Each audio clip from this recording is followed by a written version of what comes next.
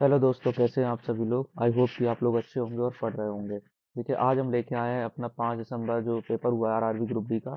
उसका जो 5 दिसंबर की जो फर्स्ट शिफ्ट है उसका एनालिसिस लेके आए हैं। ये exam real exam question analysis है जो कि आरआरबी ग्रुप डी का एग्जाम हुआ था उसका है। ठीक है। तो देखिए, आज के एग्जाम की अगर हम बात करें तो एग्जाम जो था वो आपका इजी टू मॉडरेट था। ठीक है। इजी टू मॉडरेट आपका क्वेश्चन था। और अगर इसमें गुड स्कोर की बात करें हम, 78 to 83 इसका गुड स्कोर था। और पेपर में जैसे कि पूछा जा रहा है, ज़्यादातर साइंस और प्लस करंट अफेयर्स के क्वेश्चन पे सबसे ज़्यादा वेटेज दिया गया था। ठीक है। तो चलिए, बिना किसी देरी के शुरू किए हुए हम अपने एनालिसिस को शुरू करते हैं। अगर आपने चैनल को सब्सक्राइब नहीं किया तो सब्सक्राइब कर लीजिए। और अगर आपको पसंद आता है तो आप इस पर लाइक कर दीजिए और अपने दोस्तों को भी शेयर कर देना। ठीक है। चलिए, तो शुरू करते हैं बिना किसी देरी के क्वेश्चन। ठीक है। सबसे पहला क्वेश्चन आया करंट अफेयर से, 2025 के लिए निशानेबाजी के लिए मेजर ध्यानचंद पुरस्कार किस खेल रत्न पुरस्कार किसको दिया गया है। ठीक है, किसको दिया गया है? मनु भाकर। मनु भाकर को दिया गया है शूटिंग के लिए। और और कितने लोगों को दिया है, किसकी श्रेणी में, यही देखते हैं। 2025 में मेजर ध्यानचंद पुरस्कार खिलाड़ियों को दिया गया, इसमें शूटिंग श्रेणी के लिए मनु भाकर को चुना गया था। अन्य नाम क्या थे? बी गुकेश शतरंज, Harmanpreet Singh hockey, Praveen Kumar para athletic. यह भारत का सर्वोच्च खेल सम्मान है। ठीक है। नेक्स्ट देखते हैं, मार्च 2025 में प्रिtzker आर्किटेक्चर पुरस्कार किसे दिया गया है? देखिए, आर्किटेक्चर का नोबेल भी इसे कहा जाता है और ये दिया गया है लियू जियाकुन को। ठीक है, लियू जियाकुन को दिया गया है। चीन के हैं ये। विख्यात वास्तुकार लिया जुकुन को के उत्कृष्ट योगदान के लिए दुनिया का सर्वोच्च आर्किटेक्चर पुरस्कार माना जाता है। नेक्स्ट देखते हैं, अनुराग कश्यप की फिल्म डकैत में मृणाल ठाकुर के साथ मुख्य भूमिका किसने निभाई है? तो किसने निभाई है? आदिवी शेष ने मुख्य भूमिका निभाई है। डकैत एक हिंदू तेलुगु द्विभाषी फिल्म है जिसमें आदिवी शेष ने मुख्य भूमिका निभाई। अनुराग कश्यप ने इसमें इंस्पेक्टर का किरदार निभाया और प्रकाश राज भी सहायक भूमिका। तो सही उत्तर कौन सा होगा? आदिवी शेष। नेक्स्ट देखते हैं, एचआईवी संक्रमण से बचने के लिए प्रभावी उपाय क्या है? देखिए, एचआईवी संक्रमण, संतुलित आहार लेना इसका कोई मतलब नहीं है। मास्क आपको एचआईवी से नहीं होता और हाथ धोना भी नहीं है। सुरक्षित यौन संबंधों हेतु प्रोटेक्शन का यूज करना। ठीक है। तो ये उसका सही आंसर होगा। नेक्स्ट देखते हैं, 11 बार के विश्व सर्फिंग चैंपियन को 2025 में कौन सा पुरस्कार मिला है? तो ये मिला है रॉरियस लाइफ टाइम अचीवमेंट पुरस्कार, इनको दिया गया है। प्रसिद्ध सर्फर कैली स्लेटर को उनके प्रसिद्ध उत्कृष्ट करियर योगदान हेतु 2025 का Laureus life time achievement award दिया गया है। नेक्स्ट देखते हैं, मई 2026 से भारत दुनिया की सबसे उच्च रेजुलेशन मौसम मॉड्यूल कौन सा क्वेश्चन विकसित किया? वो किया है आईआईटीएम पुणे ने। और देखिए, आईआईटीएम पुणे ने भारत पूर्वानुमान प्रणाली विकसित की है जो 6 किलोमीटर कितने 6 किलोमीटर रेजुलेशन पर कार्य करता है। इसे दुनिया की सबसे एडवांस मौसम मॉडल माना जाता है। इसका मतलब क्या होगा? ठीक है, इसका मतलब क्या होगा कि जो आपकी जितने भी मौसम पूर्वानुमान वाली संभावनाएं हैं, मौसम पूर्वानुमान संभावनाएं, ये क्या होती थी? गलत निकल जाती थी, लेकिन अब ये एकदम से क्या होगा? सटीक होंगी। और दूसरी बात है कि सटीक के साथ जो जिस जगह पे बताई जाएंगी, जो प्लेस स्थान होगा, वो एकदम एक्यूरेट होगा। सटीक होंगी, स्थान भी एक्यूरेट होगा। तो 6 किलोमीटर रेजोल्यूशन पर काम करते हैं। ठीक है। फिर भौतिकी का क्वेश्चन है, ऊपर फेंकी गई वस्तु का समय टी पर वेग क्या होगा? देखिए, इसका और इन्होंने इसमें सूत्र मांगा था। इन्होंने कोई न्यूमेरिकल वैल्यू ऐड नहीं की थी। तो इसका सूत्र क्या होगा? इसका ऑप्शन होगा बी। बी इसका सही ऑप्शन होगा।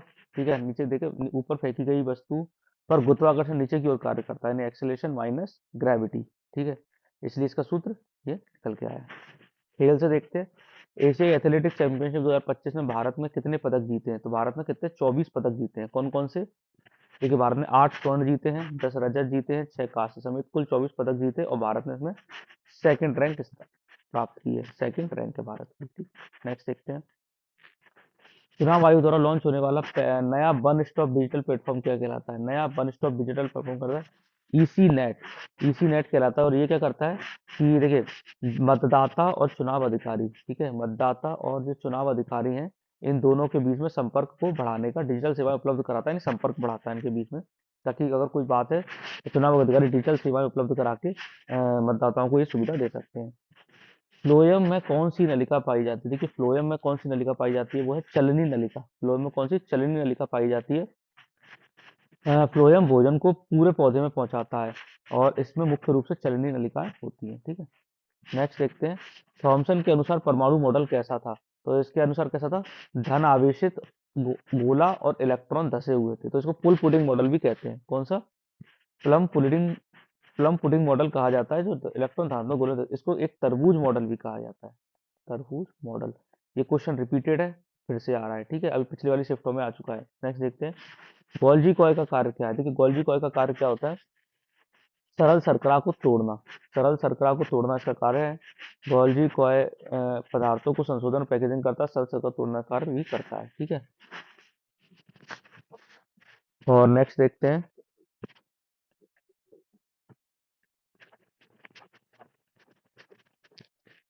कौन सा तीसरे नियम का उदाहरण है? ठीक है, तीसरे नियम के अगर उदाहरण की बात की जाए तो इसका जो सही उत्तर होगा वो है फल का गिरना। देखिए ये तीनों है ना, ये तीनों, ये ये मतलब कि क्रिया की प्रतिक्रिया है, ठीक है, ये क्रिया की प्रतिक्रिया है, ठीक है। ऐसा नहीं है पूछा है तो क्रिया की प्रतिक्रिया, और ये जो है ना वो जड़त्व का नियम है,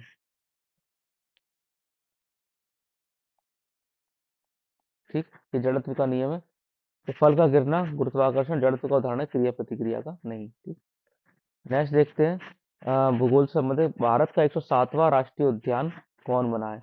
तो कौन सा बना है? सिमलीपाल। कहाँ पर है? उड़ीसा में, ठीक है। सिमलीपाल अप्रैल 2025 में राष्ट्रीय उद्यान घोषित किया गया है, ठीक है। नेक्स्ट देखते हैं, ICON 2025 का सम्मेलन कहाँ हुआ है? तो कहाँ हुआ है जी? देहरादून में हुआ है।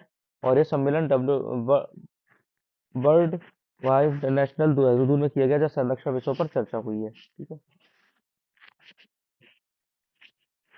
रसायन का कौन सा कथन गलत है? कार्बन के संदर्भ में कौन सा कथन? कार्बन धातु है, संयोजक बंध बनाता है। देखिए ये कौन सा कथन गलत पूछा, तो ये आयनिक बंध, आयनिक बंध बनाता है, जबकि ये आयनिक बंध बनाता है, ये गलत है। आयनिक बंध ये नहीं बनाता, सच में आयनिक बंध नहीं बनाता, ठीक है। कास्टिक सोडा व लकड़ी का गूदा किस उद्योग में उपयोग किया था? देखिए ये किस उद्योग में उपयोग किया था? ये किया था कागज उद्योग में। किस उद्योग में? कागज। कास्टिक सोडा और लकड़ी से लेसे अलग करने के लिए कागज उद्योग में उपयोग किया जाता है। यानी 10 न्यूटन और 50 जो वेग है विस्थापन पर कार्य का होगा। देखिए इन दोनों का गुणा कर दीजिए, पूरा कार्य निकल के आ जाएगा। तो 50 जूल इसका सही उत्तर होगा। नीचे सूत्र भी दिया है, 50 जूल। चिप्स के पैकेट में नाइट्रोजन गैस क्यों भरी होती है? देखिए ऑक्सीकरण को रोकने के लिए। किसको? ऑक्सीकरण को रोकने के लिए बनी होती है, ताकि उसकी जो सेल्फ लाइफ है वो बढ़ जाए। नाइट्रोजन एक इनर्ट गैस है जो ऑक्सीजन को हटाकर चिप्स को खराब होने से बचाती है। नेक्स्ट देखते हैं, देखिए ये इलेक्ट्रिसिटी का क्वेश्चन है, और इसमें जो पूछा है कि इसकी ओम का प्रतिरोध इतना है, तो ये इसका, देखिए इसका सही उत्तर होगा 0.5 है। नीचे सूत्र मैंने आपको दे दिया है, ये आप सूत्र देख लेना। ये इलेक्ट्रिसिटी कोर फिजिक्स का क्वेश्चन है। ध्वनि कैसी तरंग है? तो कि ध्वनि कैसी तरंग है, एक तो अनुदैर्ध्य तरंग है, और दूसरी उसको गमन करने के लिए क्या चाहिए? माध्यम चाहिए। तो अनुदैर्ध्य और माध्यम तरंग है, ठीक है। तो मतलब माध्यम चाहिए, नहीं, यात्रा करने के लिए माध्यम की आवश्यकता होती है। मानव आंखों के लेंस का कार्य क्या है? आंखों के लेंस का कार्य क्या है? रेटिना पर फोकस करना। रेटिना पर फोकस करना। आंखों का उत्तल लेंस, आंखों में कौन सा उत्तल लेंस होता है जो प्रकाश के रेटिना को स्पष्ट रूप से फोकस करता है, ठीक है। निषेचन कहाँ होता है? देखिए निषेचन की जो क्रिया होती है वो फॉलोपियन ट्यूब में होती है, ठीक है। ये क्वेश्चन रिपीटेड है। जहाँ शुक्राणु अंडाणु का संलयन फॉलोपियन ट्यूब में होता है। नेक्स्ट देखते हैं, दक्षिण भारत की पहली संक्रामक रोग प्रयोगशाला कहाँ स्थापित की गई? देखिए पहली संक्रामक रोग प्रयोग बेंगलुरु में, ठीक है, बेंगलुरु में स्थापित की गई है, संक्रामक का तेज निदान हो सके। आपतित व निर्गत किरण के बीच का कोण क्या कहलाता है? तो क्या कहलाता है? विचलन कोण कहलाता है, ठीक है। प्रिज्म के प्रकाश से गुजरने पर विचलन कोण बनता है जो दिशा परिवर्तन को दर्शाता है, ठीक। नेक्स्ट देखिए, बजट से क्वेश्चन आया इस बार। अब बजट से क्वेश्चन आना शुरू हो रहे हैं 25-26 में। मिनिस्ट्री ऑफ इसका फुल फॉर्म नहीं लिखा है, आप देख लेना। मिनिस्ट्री ऑफ इलेक्ट्रॉनिक, ठीक है, इसका फुल फॉर्म आप एक बार चेक कर लेना क्या होगा। कितनी राशि मिली है? थोड़ा टाइपराइटर से मैं बोलूंगा कि नेक्स्ट टाइम क्या होगा, फुल फॉर्म अच्छे से डाले, ठीक है, ताकि पढ़ने में दिक्कत ना आए। आप इसको एक बार चेक कर लेना। देखिए इसकी जो राशि है वो डाली है 3412 करोड़ रुपए, ठीक है, 3412 करोड़ रुपए इसकी राशि है, और पिछले वर्ष की तुलना में 9% अधिक आवंटन है। नेक्स्ट देखते हैं, प्रोटॉन और न्यूट्रॉन। देखिए द्रव्यमान संख्या क्या होती है, इन दोनों को जोड़ को द्रव्यमान संख्या निकलती है, तो 11 और 23, तो आपका सही उत्तर 23 हो जाएगा, ठीक है। कौन सा कथन सही है चुंबकत्व में? क्षेत्र रेखाएं नहीं काटती, घनत्व से शक्ति पता चलती है, ये भी सही है। और क्षेत्र रेखाएं नहीं काटती, ये भी सही है। तो सी हो जाएगा इसका उत्तर। दोनों सही हैं। रेखाएं काटेंगी तो दिशा दो हो जाएंगी, इसलिए वो असंभव है। तो रेखाएं नहीं काटती। और घनत्व अधिक है, नहीं क्षेत्र शक्ति अधिक है, तो ये भी सही है। ठीक है। नेक्स्ट देखते हैं, कौन सी घटना द्रवों की कणीय प्रकृति को दर्शाती है। तो इसका सही आंसर हो जाएगा स्याही का फैलना। स्याही का जल में फैलना विसरण है, जो कणों की निरंतर गति सिद्ध करती है।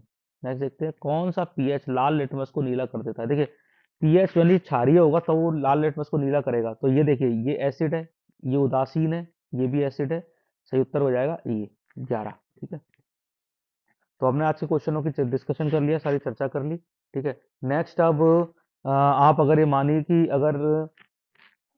अ, अगर आप चाहते हैं कि मैं इस पीडीएफ को, इसकी जो पीडीएफ है, अगर वो टेलीग्राम पे दे दूं, तो आप मुझे मैसेज कर देना। मैं एक टेलीग्राम चैनल बना दूंगा जिसमें इसकी लिंक डाल दिया करूंगा। ठीक है।